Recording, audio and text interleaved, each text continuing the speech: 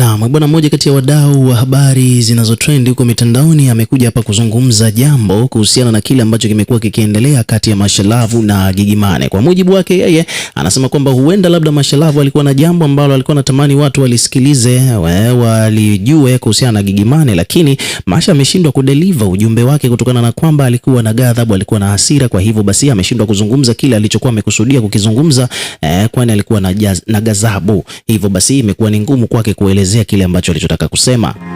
So hebu msikilize hapa alivyofafanua kuhusiana na situation ya Mashalavu na Gigy Money mpaka hapo ilipofikia kwa sasa.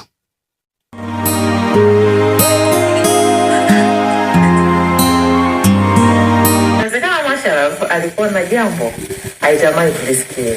Inawezekana Mashalavu alikuwa na upande wake wa pili ambao alitamani tumsikilize. Lakini kwa nini ameshindwa?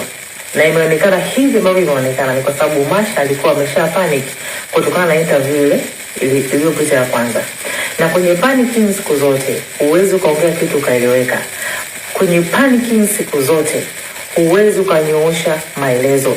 Kile ambacho ulitamani kukizungumza huwezi ukakifikisha kwa sababu tayari umepanic, unaongozwa na hisia ya hasira. Lakini pia ni wakumbushe hawa marafiki zetu ambao leo ni maadui zetu, kuna wakati walikuwa ni wazuri wetu. Kuna wakati hakuna ambaye alikuwa karibu yetu ila wao walitukumbatia. Binadamu tujifunze kuchukuliana. Yaani tumsome mtu, mjue mtu yuko hivi, yuko hivi, yuko hivi, ishi naye tu, hapo maisha mengine yafaidi. Endelee. Penye ubaya uzuri ulitangulia.